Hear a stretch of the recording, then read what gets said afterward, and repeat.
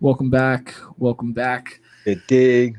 It's good to be back. I know it's been a while since we posted on here. We've been grinding on the Star Wars one, but Good dig. we're back coming with some heat. Something that we just kind of thought of the other day, just grading every team season because we basically know how it's going to shake out. We were starting with the East because the West is such still a crapshoot, and I feel like the East we know who's going to make it and who's going to be in the play, and it feels pretty solidified after tonight's action. We're recording this on um, March 31st slash April 1st after these games have happened. So if you see pictures with the records up there, that's why, or the stats change or something like that. But our grades are going to stay the same. You So dig. today's Eastern Conference. Next video will be Western Conference, and then we're going to get into some playoff previews and future content. So if you want to hear what we have to say on matchups, how far each team's going to go, all that kind of stuff, check back to the channel. We're going to start off with the Bucks, the favorites, the betting favorites to win the NBA championship. They are 16th in offensive rating, third in defensive rating, and sixth in net rating. And I gave them an A grade for their season so far. Agree or disagree? Agree 100%. A plus. Yeah. A was the highest grade I gave anyone. No A pluses, but yeah, I mean they should be the favorites to win the championship. Giannis is playing like the best player in the NBA. Chris Yeah. Middleton's played 30 games or so this season, and most of them were on minutes restrictions. Drew Holiday's missed some time, and they're the number one team in the NBA. Yep. Well, yes, their offensive rating 16th. If you want to buy into that, I just saw them score 140 points the other night, or 150 points. Drew Holiday at 50.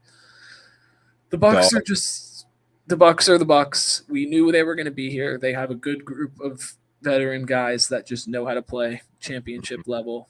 And I think the biggest reason the Bucks are as good as they are is because of their big men rotation between Giannis, Brook, and Bobby Portis.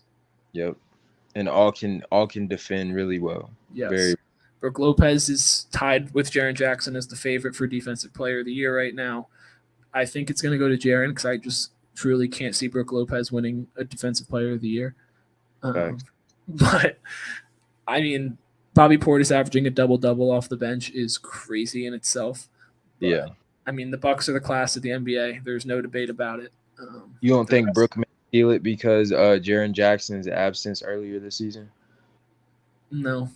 I think the Grizzlies announcer has boosted his stats enough to let him. But I mean, overall, Bucks A grade, number one team in the league. I don't think anyone could debate that right about now. But Facts. moving on, the Boston Celtics. They are third in offensive rating, fourth in defensive rating, first in net rating. I gave them an A minus for their season. Up until about a month ago, I would have given them an A, but they have really taken a step back, and it's caused me some concern. I used to have a future on Boston to win the championship. Obviously, I had Houston to win in that same parlay, and it lost. So I don't care about the Celtics anymore, and I hope they lose in the first round. But Whoa. they won't, obviously. But they've taken a little step back. 100. But I mean, I still have faith in them. They just made it to the finals. But what do you think? Agree with A minus, or you think it should still be an A? I agree with A minus for the same reason. I feel like earlier this year, before Milwaukee really caught up to him, that they were in the A category, and then they just started being a little lackluster. I saw Jason Tatum missing some games after the All-Star break, and but they're still the Celtics. So go C's, you know what I'm saying? We're gonna be. Yeah, I mean, I just think, I mean, you could look at the stats for themselves. Third, fourth, and first. Those are great numbers. If you're not an analytics guy, not an advanced stat guy, I just only really use those three and pace as those are like my four go to analytic stats, and that generally means something to me. Yeah, I'm not worried about the Bucks because they're a lot of veteran guys and they'll just turn it up. I'm not really worried about the Celtics, but the numbers show that they should be the best team in basketball theoretically. Um, but I mean, the Celtics, it's finals or bust for them. Same with the Bucks, as we talked about previously. but And Yeah, I think A minus is a solid enough grade for them. On to the next one. The Philadelphia 76ers. They are fourth in offensive rating, eighth in defensive rating, third in net rating, and I also gave them an A minus. I They can agree. I can agree heavily with that, and I think they could have maybe had a higher rating and really been right there with Boston and Milwaukee if James Harden and Tyrese Maxey were both, and you can throw Joel Embiid in there. I feel healthy, like yeah. he's played more games, but um, James Harden and Tyrese Maxey, they were injured earlier during the season, and I feel like if they were there playing those games with Joel Embiid, then they could be better off than where they are right now. But I agree with A minus. Yeah, they started off really slow. I'm not going to hold that against them. They're still the 3 seed. I think they're 2 games back of the Celtics for the 2 seed. Um, and I don't think they'll jump them, but they do play, so you never know. But I mean, the Sixers, I would say, are the second best team in the East. You think they're better than Boston? Boston was looking like number one, For but so long, too. I gotta give that to Milwaukee now, and I think uh it's been a minute since I've seen like the seas really flow because somebody is always out when I'm watching them. But man, Philly has a roster, bro. Yeah, Philly they Philly made has a roster, they bro. made great moves at the deadline. Bro, And even in the offseason, if you want to adding D'Anthony Melton, adding Jalen McDaniels, um, dogs. good defenders, good shooters. Harden's been up and down as Harden normally is, but he's getting older, and I think you're still going to get a solid 18 to 22 and 10 assists from Harden every night in the playoffs. Maybe you'll have a bad game every series, but I think Joel Embiid is more than capable of coming up with that slack. And you never know, Max, he could give you 40 one night, and you wouldn't be shocked. Same Um, thing with James Harden. I don't think people should sleep. I think he can. I think in a first round series, all it takes is just that one game, and he could give you like 35 and 20 for real if he really wants to. Yeah, no. I mean, Embiid is my MVP this year. I don't know if you are on the Jokic or Giannis train, Come uh, on now, you know me. but I'm on the Embiid train. I think he's unbelievable. He gives the Cavs fits, but I mean, Sixers could go. Their finals are bust too. If they don't get to the Eastern Conference Finals or the finals, they got to do something. Because fire Doc, dude, they haven't made it out of the second round the whole I, time. And you think about how long Philly's been good. They haven't made it out of the second round. I think trying to build a championship team takes time, and if you're so quick to jump between guys and who's going to be best for your team. Like I know that you just want to go ahead and get there, but you moving like so many pieces together is never given the guys an opportunity to actually build and work with each other. If you are making it to the second round, if you are able to consistently show up right before the Eastern Conference Finals, and be at that threshold of all right, I'm in the finals. Like that's all that you're looking towards. It doesn't even matter if you win the finals. If you can get close, enough consecutively, then you got a squad. You just got to find the little minute details, I think, within coaching and within chemistry between the players for them to actually make it to the finals back to back to back, or however whatever your goal is, and then be able to get a ring. If you can make it to the finals, then you have the probability of getting a ring. If you make it to the Eastern Conference, I feel like if you make it all the way up until the second round, you have the opportunity to get a ring. And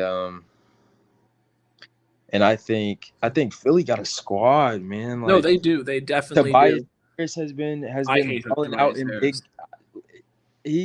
He's Tobias Harris, and I'm not gonna throw no slack on his name, but he shows up in big games when it does matter. When you don't have a Joel Embiid, when you don't have a James Harden, you got Shake Milton, D'Anthony They're Milton, they're deep, man. They're a really good team. I mean, George it's Niang, like hitting big shots, like. They got a Even lot. They're nine very solid players deep, and you know that's crucial. what I'm saying? You want 8, 9 for the playoffs. You could even run 7 if you're really feeling it, which is honestly probably what the Cavs are going to do, except unless they need a spark.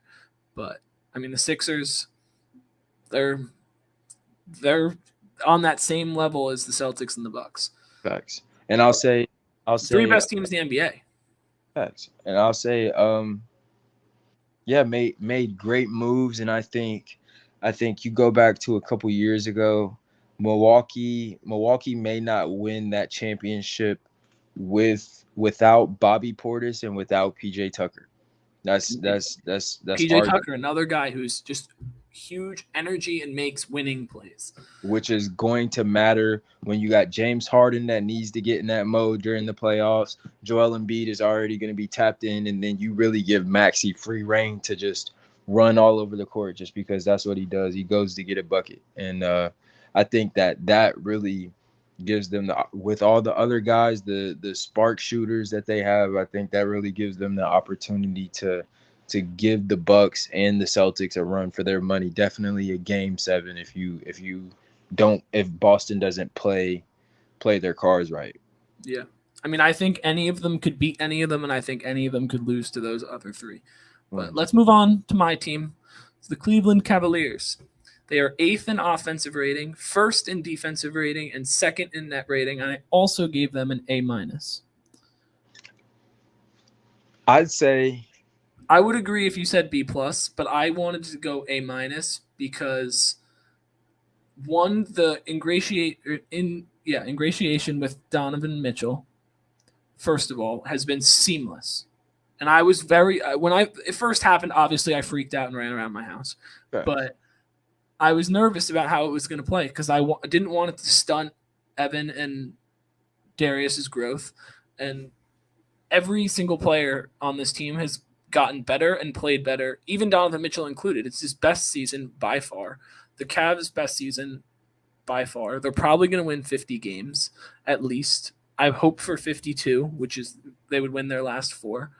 But they're the best defense in the NBA. Have been all year, and I think they're a year away and a 3-and-D wing away from really competing and being on that same tier as the Bucks, Celtics, and Sixers. I just want them to get some battle-tested games. I think a series, which is looking more and more likely by the day, versus the Knicks in the first round, will be wildly entertaining and wildly competitive. I think a second-round series, if they play the Bucks, would be wildly competitive, and I think the Bucks would still win in 6 games. But I want them to see the Bucks. I want them to play against the class in the playoffs and get a feel for it so they can prepare and come back next year with Evan taking the leap, Darius, Donovan, J.A., Isaac, all of them taking a leap. But you got a squad, bro, and I'll say I do agree with A minus, but I wouldn't be surprised if you gave them an A just because this is their first year, adding Donovan Mitchell and really like getting their new guys to work well with each other, and they do work well with each other. All that I think that the Cavs need to push it to the Eastern Conference is Mobley stepping up in production he's the for key for man. offense. That's it. Is That's it. I And saw bringing backup point guard in Sharif Cooper. Cavs, y'all need to I make kind something. of I kind of wish he was playing. Ricky Rubio's not been as good as he was last year for us. But no, I think I saw a video. Brian Windhorst was saying that the Cavs, yes, it was a good trade for Donovan Mitchell, but they kind of stunted their like ability to make moves. The Cavs don't have to make splash moves anymore. You make that trade to go from a teetering playoff or play-in team to being a top 5 team in the league. We really want to go there, I would put Denver ahead of them, but I would put them on the same level as the Grizzlies in the West. Number one defense in the league, bro. Yeah, and I think we don't need to make any insane moves. I think we could sign a veteran 3 that could play, or we just wait for Isaac and Lamar Stevens to continue to get better. They've shown it year by year, and I think it's just progression. Evan Mobley to really be like the best team we could possibly be. Evan has to be our best player, and the kid's my age. He's 21. I'm 20, but I'm like 6 months younger than him, which is nuts because he's third in defensive player of the year. Should win it, by the way. But that's my Cavs. On to their probable first round matchup. The New York Knicks. They are fifth in offensive rating, 19th in defensive rating, which did surprise me, and eighth in net rating. I gave them a B plus. They've had a lot of ups and downs, so I gave them a B plus because I think they've, with the addition of Brunson, has made it their season way better than what anyone really anticipated, and him and Randall have been one of the best duos in the NBA. Facts. And I think they really got a squad over there. I feel like my first of all, I agree with B plus and flipping the script from where you were last year, and now you are definitely in the playoffs. And as long as Julius Randle is taking that lead, and you Brunson also just dropped have, fucking 48 on the Cavs tonight. yeah, bro, and you got Brunson and shout out to Quickly been putting in that work this offseason. He's the piece. You He's know the what I'm piece. saying?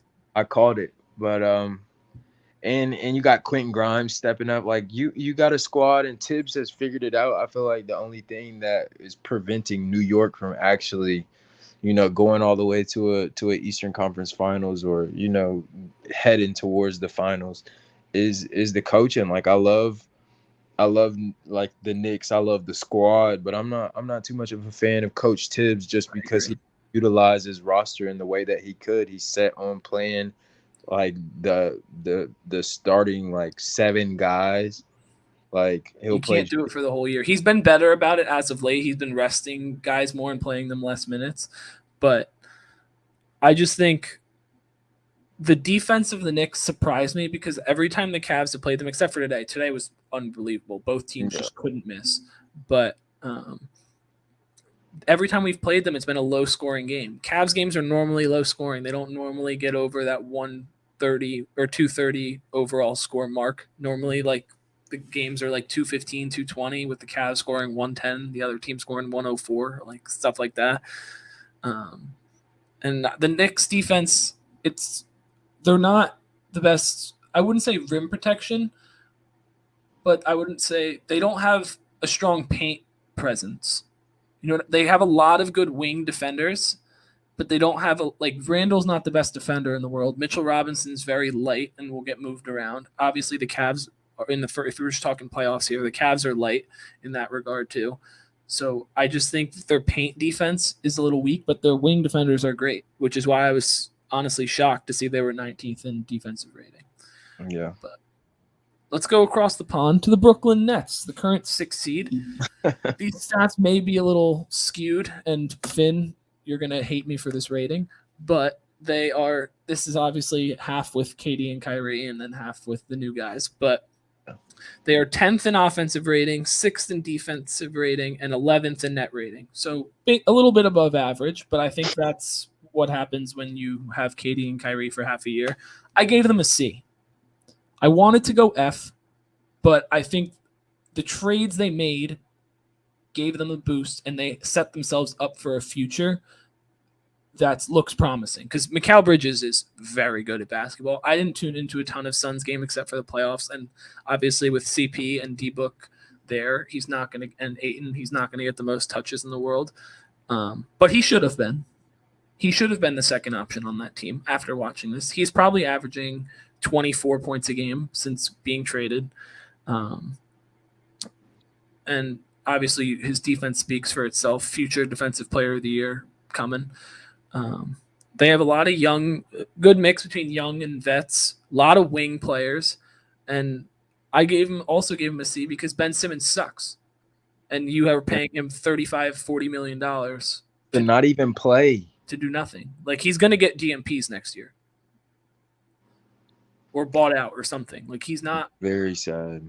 He's not good because I see clips on Instagram of him like running down the court, spinning, dunking. Like I don't understand, but I think losing KD and Kyrie, they were the 4th best team in the NBA with them before all this trade stuff, in my opinion. And now I think they're just like next year they'll be primed for a 6 seed fighting in the play-in kind of thing, something like that. Yeah. Um, but they made promise. They have a lot of young guys. Cam Thomas, he's back to not playing anymore. Yeah. But I like Claxton. I like McCall. I like Cam Johnson. I like the roster. It's just like a solid roster without like a bona fide superstar yet, and I think you just got to wait for that. Yeah. And I'll agree with you on that. Shout out to Mikal Bridges. I think that Phoenix Phoenix may have not known that he had it in them. I would like to say, just because he facilitated his role. They didn't really need him to score because they had D Book, doing everything that he could with Cam Johnson sparking up big time shots. A little bit more than Mikal. Mikal is hitting those clutch threes when you definitely need them. So his presence was felt, but because you also share the floor with Cam Johnson, share the floor with CP3, D Book, and DeAndre Ayton, it kind of makes it tough for you to be able to start getting in your bag offensively and putting up big time numbers for the squad, like you were saying. So shout out to Cam and shout out to Mikal. Big time improvements for the Brooklyn Nets moving forward. And losing KD and Kyrie was a big deficit for your team and your games. But I think I think in order for them to really reach that next level of production is going ahead and letting go of Ben Simmons, like you're saying. But I think Claxton needs to take that step up, just like Mobley. Just missing a little bit more. Like his field goal percentages are through the roof. He's an efficient player. He's a great player, but I think I He think needs to develop the offensive arsenal a little bit. I want to see him a little bit more. Like I want to see more of that. Like I want to see more of his offensive game and him taking it into his hands to give you a double double, a high scoring double double. So give me like 15 rebounds and give me like 25 points a night. I think that's not asking too much of Claxton, the way that he can be a dog and just get a bucket. If he's aggressive enough, he could get it. I just 100. over a season, I don't think he'll be able to get 15. But if he can average 11 and 20, 20 and 11, I think that's more than enough with how he plays on defense and stuff like Yeah. that.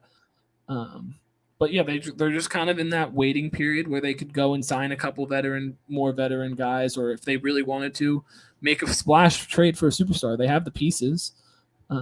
But Facts. I think for right now, I feel like they just want to wait after all the stuff that happened with KD and Kyrie. I feel like they just want to wait and build the right way. Yeah. Next is the Miami Heat. In my opinion, the most disappointing team in the NBA so far this year, besides the Dallas Mavericks, which we'll get to in a future video. I But will agree with the Heat are 26th in offensive rating, 9th in defensive rating, and 23rd in net rating. I gave them a D. I wanted to give them an F, but they might still get the 6th seed, so I'm going to give them a D for now. I'll agree.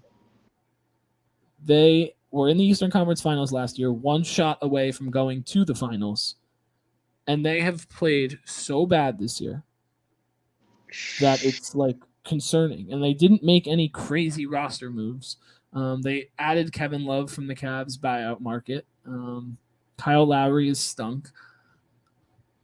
Jimmy Butler, I'm not the biggest Jimmy Butler guy in the world, but he'll have a game or two in the playoffs where he's like, holy Lord, it's Jimmy Butler again. And there's games where he'll score 15 points. I don't know. The Heat, not my cup of tea, and I think they could upset someone in the playoffs. Like, I don't want to see them just because of coaching and experience. But if you're just looking at how they played this year, they're not good. They're just simply not. They're in the bottom 5 offense in the NBA. That's crazy.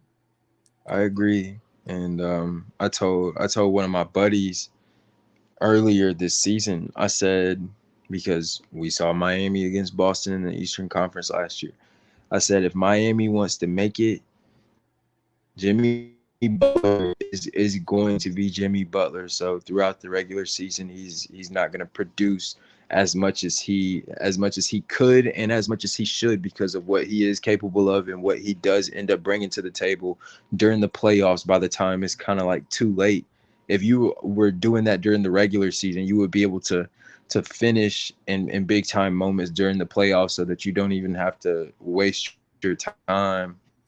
But Yeah, you could be I playing think easier teams. You don't want to play Boston in the first round. yeah, exactly. I think Miami has a little bit of a squad, kind of like Philly, just with the guys that can spark shoot, kind of like Max Struess, and I think Gabe Vincent is a solid player. I think you got solid But like then key. all their stars are everything's just it's tiered down. The Yeah, only yeah, thing they have a leg up on is coaching, which is why I would be scared to see them in the playoffs. It's yeah, just coaching and experience. yeah. But if you look at the numbers and if you've watched any of their games, they're not good. Mm-mm. I think Bam. I think Bam could do. I think Bam could be a top 10 player in the league right now, but I He's don't not. I don't see the aggression. And but I think the key component, like the ticket for Miami to really like start doing something with their team is Tyler Hero. Yeah, I think they just I don't know. I don't know what the Heat need to do. I predicted before the year that they would take a step back, and boy was I right. I had them as the 7 seed or the 6 seed, I think. Um, but let's move on to your hometown team, the Yeah, Atlanta Hawks. They are ninth in offensive rating, 22nd in defensive rating, and 20th in net rating. I gave them a C minus. I think they're about as 500 as average as they could possibly get. I think yeah, that the DeJounte Murray trade was cool, but it's not working as well as you wanted it to it's because not. there was two big guard trades in the offseason to both Cleveland and Atlanta. One team has taken a massive leap. The other team has stayed about where they were last year, maybe even a little worse. Mm, bro, I don't even know what to say. I think C minus. I'd say maybe around C just because you are 500 and I saw like within their past 4 games they're 2-2 and then the past 8 games they're 4-4 like and it goes all the way to like 16 games they're like 8-8 Crazy. so I think and then I posted I said mid or consistent because it's just like where do you want to be and I think you want to be on that upper hand of above 500 of course but I think when you have teams in front of you like a Miami and like a New York with Jalen Brunson, a solidified guard with which is going to stay aggressive and most importantly stay consistent for his team, not just facilitating but getting a bucket. I think that's what we're needing from Trae Young. I think Trae Young is so used to having some decent shooters like Kevin Herter and Bogey like next to him, but not really a strong enough offense in regards to your big guys that are gonna hold it down on defense to get you stops to help you push in transition because you're a small guard to get the easy buckets that you need. I see that a lot of the shots that he's taken are I think, yeah, are not good shots.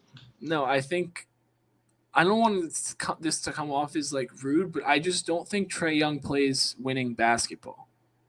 I don't think so either, bro. I And think that he just like he takes some crazy shots, obviously, but he's good enough to do it, and he's had like runs. And I watched a video the other day just about it was about obviously the Cavs, but they were comparing them to the Hawks a few years ago when they made that deep run, where they made the Eastern Conference Finals, and yep, um, I think that kind of screwed them over a little bit because they peaked too early and just thought, oh, we could just do this. big game. And I think ever since then, they've been around that 7, 8 seed fighting. Well, now at the play in, they've been in it the last 2 years, if that's how long they've been doing it. Or I don't know if last year was the first year, but it's looking like they're going to be in it again pretty much. And I don't see them upsetting anyone. I don't think see them making any noise. I could see them not making the playoffs. I think they could lose in the play in. I don't think they will because I think they're better teams than the Raptors and Bulls, but I don't know. That's just the Hawks. They're just kind of mid and average, and I I don't know what they can do because their roster is pretty damn good too. I don't know. I think it would be that a miraculous just snap between Trey and DeJounte Murray, where Trey can still give you 30 and 10 and 11 and 12, and then DeJounte Murray can give you 26 and 11 and 12. And I think they both have to figure out a way to be able to do that for their team. And I think it starts with not shooting the ball as much coming from Trey Young, just because I really appreciate DeJounte Murray's efficiency on defense leading into offense, and him getting a bucket. I think he has been the best player on the Hawks ever since the beginning of the season, honestly.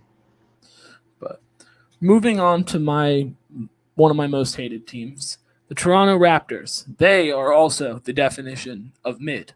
They are 12th in offensive rating, 13th in defensive rating, 13th in net rating. I also gave them a C minus. They're like the most annoying team to play because they're all 6'7" to 6'9", every position except for Fred VanVleet.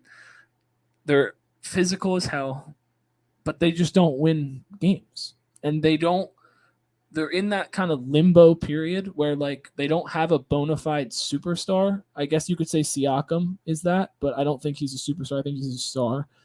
And I think they should have sold at the deadline, got some picks back because teams would have overpaid for guys like OG Anunoby. I were hearing rumors 3 first-round picks they were asking for him. Take that. Take it. 3 firsts. Trade Gary Trent. Trade Fred VanVleet. Keep Siakam and build around him. You just traded for Jakob Poeltl. You can keep Scotty. Yeah, you could keep Scott. You have but pieces. Scotty wants out. I think Scotty wants out. He should. The Raptors are just they're mid. I don't really have much to say on them. Me either. I'll leave it at that, and I agree with you. I'd even say D. Yeah. This is one of the teams that I thought was going to be bad, and they were bad. The Chicago Bulls. These numbers really surprised me. They are 24th in offense, 6th in defense, and 12th in net rating. I gave them a D+. Yeah, it might be a little harsh, but I think they were the 6 seed last year. They were like the 3 seed for majority of last year. They kept all the same guys basically. They don't have Lonzo Ball this year because he's still battling an injury, but you still have DeMar DeRozan, you have Zach LaVine, you have Vooch. I thought their offense was way better than it actually is. The numbers, because I remember a while ago their defense was really, really bad and their offense was really, really good, and now it's a total flip flop, which has surprised me because they don't have a lot of known defensive guys. Like Vooch isn't a defensive center. He rebounds well, but I think they're disappointing. I think the addition of Pat Bev has given them a little gusto, and they're playing well right now. And I think Pat Bev and Ron. Yeah, I think they could beat the Raptors, and then I don't think they'd beat the Hawks or the Heat in a game to make the 8th seed, but you never know. I mean, that's the Bulls for you. Yeah, I watched the Hawks play the Bulls this season. We played them maybe like 3-4 times, and a couple of them they have went into a overtime, and AJ Griffin has cut it and hit the game-winning shot. Oh yeah, I remember that. And I think Chicago has a squad. I think maybe Lonzo would really take them to the next level to solidify at least like a first-round appearance in consecutive years. But I think they're missing it. I think Zach LaVine and DeMar would need to figure out that same type of chemistry between like Jason Tatum and Jaylen Brown, and I feel like they would even have a plus just because I see Ayo Dosunmu scoring a lot more than a Marcus Smart. You know what I'm saying? So yeah, I think defensively they're pretty cool, but like I don't know. I agree with C or they're D. Just all right. And then the last 5 teams are the bottom 5 teams that are not in the play-in and don't look like they're going to make it. So I'll just read through them quickly, and their grade, and we'll quickly touch on them if you feel like saying anything. I have the Wizards at an F. Trade everyone. Stop trying to be bad and good at the same time. Pacers, I gave a C minus. You started off well. Halliburton was playing really good ball for a while, but you guys have sucked as of late. He got hurt, I know, but they've been bad. I have the Magic at C plus. I was even debating going to B minus because I think they have a very promising young future and they're competitive. They play tough games. They beat a lot of really good teams. They beat Boston 3 times. They beat the Bucks, I think, or the Sixers a couple times. Like they're a competitive young team, and they made the right choice with the number 1 pick, which everyone thought was crazy at draft night. But I mean, we don't know what Chet's going to look like. But right now, Paolo's the rookie of the year, and I think they have a very promising future, and they just got to build it the right way. The Hornets, I gave it D plus. I was going to go F, but LaMelo Ball missed like the whole year, and Miles Bridges is like still in jail or something. So I just gave him a D plus because they were going to be bad no matter what. But if LaMelo played, they could have been possibly a play-in team. And then the Pistons, I gave an F. They've won 16 games, and they've done nothing at all. Anything you want to comment about any of those teams? I agree with you on all of those. I think shout out to Tyrese Halliburton. Shout out to the Indiana Pacers. I think get rid of Buddy Hield, get rid of Miles Turner. You may got. I don't understand why teams hold on to players like this. Like if you're mid, you don't want to be like if you're like the 6th seed, fine. If you're battling for the 9th and 10th seed to be in the play-in, blow it up. Let them go. Just let them go. Do something. Getting a Mikal Bridges and a Cam Johnson and even Spencer Dinwiddie, like Brooklyn ended up getting a lot more than they were able to receive by trying to have James Harden, KD, Kyrie, and Ben Simmons all on the team at once, and it didn't. Yes, they traded a lot to get those guys, but they made it back. Like they traded for Harden and signed KD and Kyrie. You basically in trading for Harden and signing KD and Kyrie, you have Mikal Bridges, like 6 first-round picks.